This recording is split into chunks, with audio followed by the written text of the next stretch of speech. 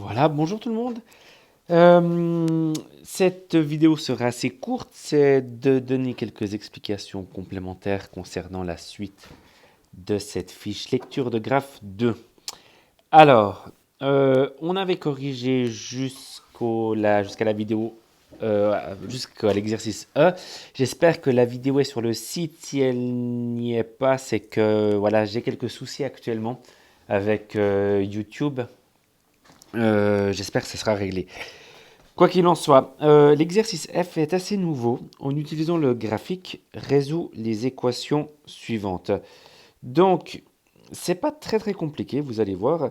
Donc, la première équation à résoudre, quand est-ce que la fonction h est égale à la fonction k? Il faut poser la question en ces termes. C'est-à-dire que vous regardez votre représentation graphique, on a dit la fonction h est égale à la fonction k. Et si je prends un point en bold, juste qu'on fasse un, je sais pas, un petit résumé d'une certaine manière, la fonction k, ici, la fonction k vaut 9. Attention, elle ne vaut pas moins 2. Quand x est égal à moins 2, la fonction k vaut 9. La valeur de la fonction se lit toujours sur l'axe des ordonnées. Donc ici, k, on a dit, est égal à 9. H vaut aussi 9 à un moment donné. H vaut 9 ici. C'est évidemment pas le même point. Quand est-ce que la fonction k vaut 8? Ici. Quand est-ce que la fonction h vaut 8? Ici. Vous me voyez venir, quand est-ce que les deux fonctions valent la même chose? Donc ce qu'il faut chercher, ce qu'il faut regarder, c'est évidemment ce point-là. Ici,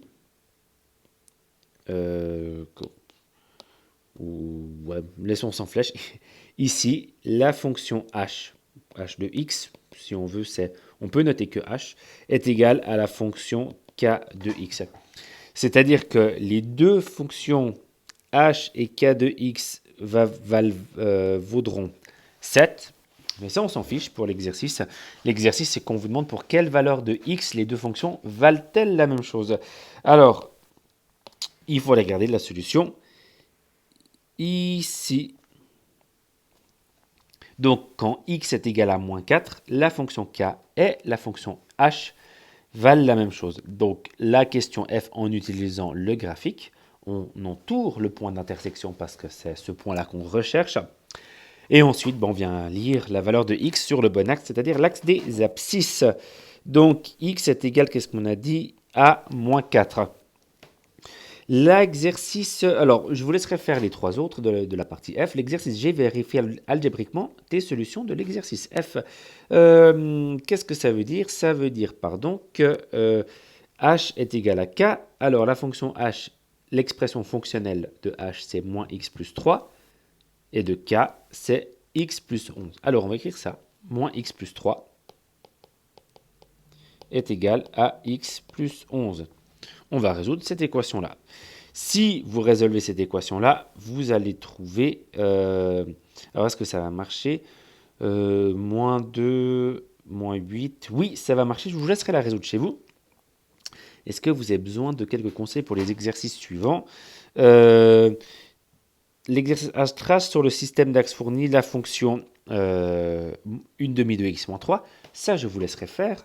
Vous vous rappelez, j'espère, comment est-ce qu'on trace une fonction, une droite, une fois qu'on a son expression fonctionnelle. Résout graphiquement cette équation-là.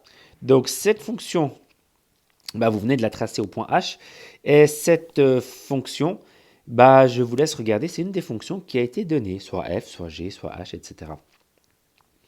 L'exercice, J trace une droite parallèle à la fonction f qui passe par ce point-là. Ça ne devrait pas être trop compliqué. À vous de donner l'expression fonctionnelle de cette droite. Et point L, que peux-tu dire dépend de cette droite et de celle de la fonction f? Je vous laisserai faire ça. Si je regarde mon planning, ces exercices-là sont à faire pour